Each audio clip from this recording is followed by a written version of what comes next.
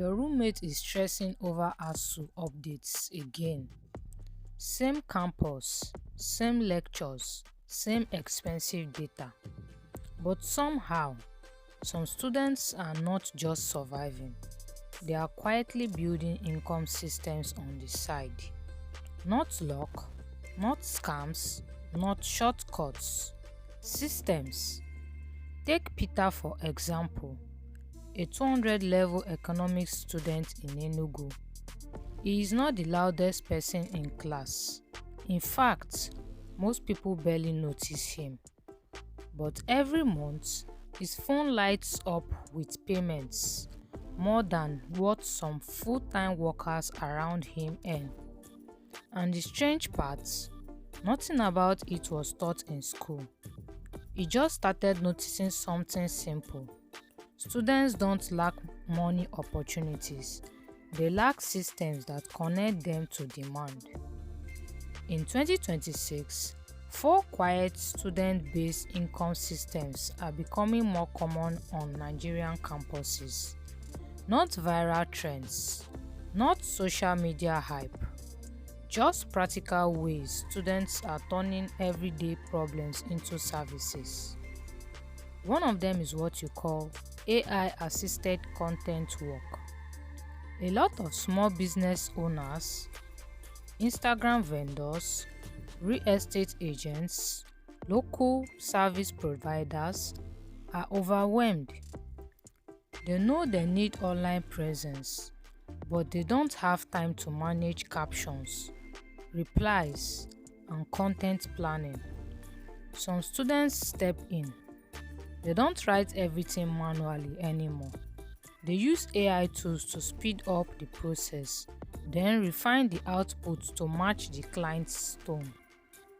What the client sees is consistency and professionalism. What the student sees is a monthly retainer income for managing something that takes them far less time than a part-time job.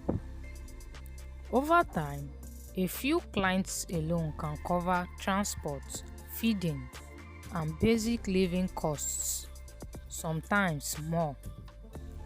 The key idea is not AI, it's leverage. Another system quietly growing on campuses is VTUs reselling. Data is not optional in student life anymore, it's constant demand. Instead of buying at retail price like everyone else, some students set up simple automated WhatsApp systems that resell data in small margins. Nothing dramatical per transaction, but the power is in repetition. Dozens, sometimes hundreds of small purchases daily. It stops looking like side hustle and starts behaving like a small distribution system. Then there is Web3 participation, but not the way people usually think. Some students participate in early stage online communities, testing platforms, or moderating groups. It's not guaranteed money, it's not stable income. But in some cases, early participation in these ecosystems leads to rewards later on when projects launch. The important part is not hype, it's timing and consistency. Most people ignore it because it feels uncertain. A few treat it like experimental work, and then there is the simple one, solving inconvenience.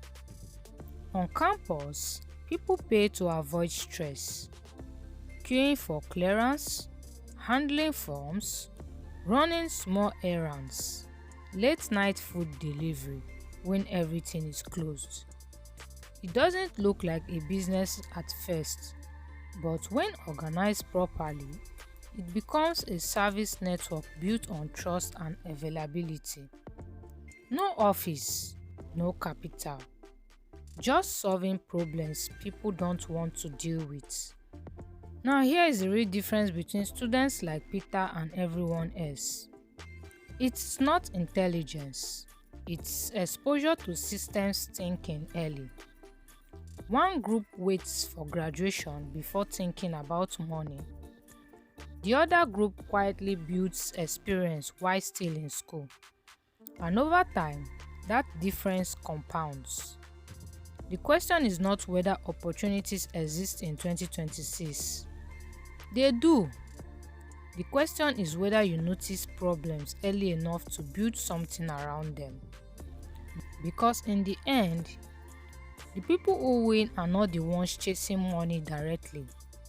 They are the ones solving something consistently enough that money has no choice but to follow. If you had to start with just one of these ideas in school, which one would you actually try first?